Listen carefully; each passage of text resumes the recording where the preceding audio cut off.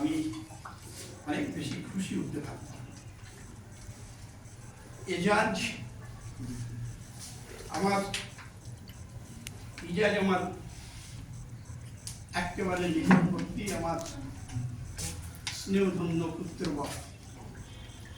আমার বাড়ি আর ওর বাড়ির তফাৎটা হচ্ছে মাঝে একটা বাড়ি 50 মিটারের বেশি নয়। আমাদের গ্রাম বলতে গেলে খুবই নিরক্ষরতার গ্রাম, শিল্প সাহিত্যিক তো কোনো প্রশ্নই নেই। যত রকমের অপসংস্কৃতি তার মধ্য দিয়ে আমরা জন্মেছি।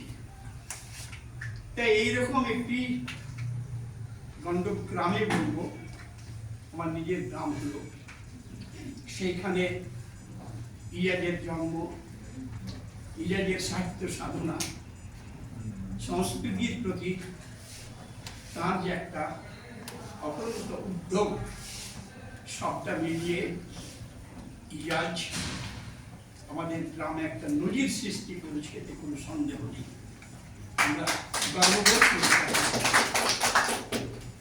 আমি ছোট্ট দুটো গল্প বলি।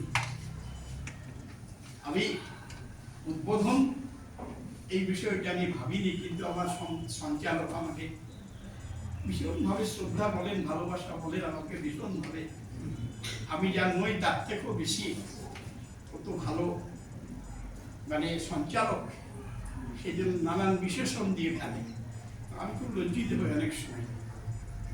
ছোট্ট দুটো গল্প, একটা চীন দেশের একটা গল্প। চীন দেশে কনফুসিয়াস জন্মেছিলেন, বিখ্যাত দার্শনিক পৃথিবীর মধ্যে, মহাপণ্ডিত। এবং চীন দেশে বলতে গেলে কনফুসিয়াসের মতো পণ্ডিত দার্শনিক প্রায় দ্বিতীয় কেউ জন্মাননি। তো তার সম্পর্কে চীন দেশে একটা প্রবাদ ছিল, একটা প্রচার ছিল যে কনফুসিয়াস তিনি স্বর্গে যাওয়ার রাস্তা বা পথ তিনি জানেন, কি করে স্বর্গে যেতে হয়। স্বর্গ তো সকলের কাছে, তো স্বর্গে যাওয়ার রাস্তাটা তিনি জানেন।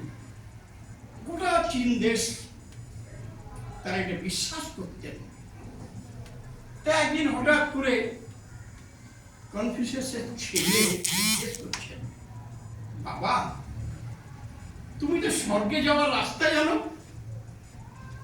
সবাই তো বলে, তো স্বর্গে যাওয়ার রাস্তাটা আমাকে একটু বলে দাও না। কনফুসিয়াস তখন খুব ব্যস্ত ছিল, কি যেন একটা লেখালেখি যেন এই কাজে ব্যস্ত ছিল। বেশ কিছুক্ষণ পরে খাতা টাতা সবগুলো বন্ধ করে দিয়ে বললেন, শোনো, তোমার প্রশ্নের উত্তরটা আমি এতক্ষণ দিইনি।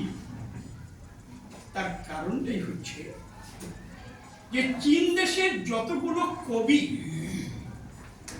সেই কবিতার যে সংকলন, কবিদের যে সংকলন, শ্রেষ্ঠ কবিতা, সেই কবিতাগুলোকে আমি এক এক করে সংকলন করছিলাম বলে তোমার উত্তর দেওয়াটা দেরি হয়ে গেল। তো তোমার যে প্রশ্ন, স্বর্গে যাওয়ার রাস্তা তুমি আমার কাছে জানতে চেয়েছ, বাবা সত্যিকারের আমি তো তোমাকে মিথ্যে কথা বলতে পারি না, সবকে মিথ্যে কথা বলতে পারি, কিন্তু তোমার তুমি আমার সন্তান।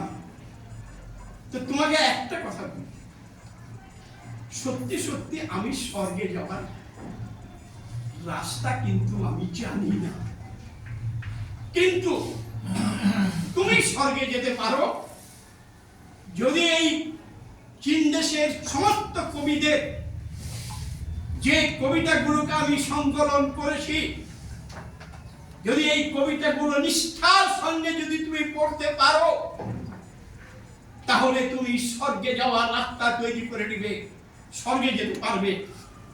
এই কবিতা পাঠের মধ্য দিয়ে, কবিতাকে হৃদয়ঙ্গম করার মধ্য দিয়ে, আত্মস্থ করার মধ্য দিয়ে, এখান থেকে আমরা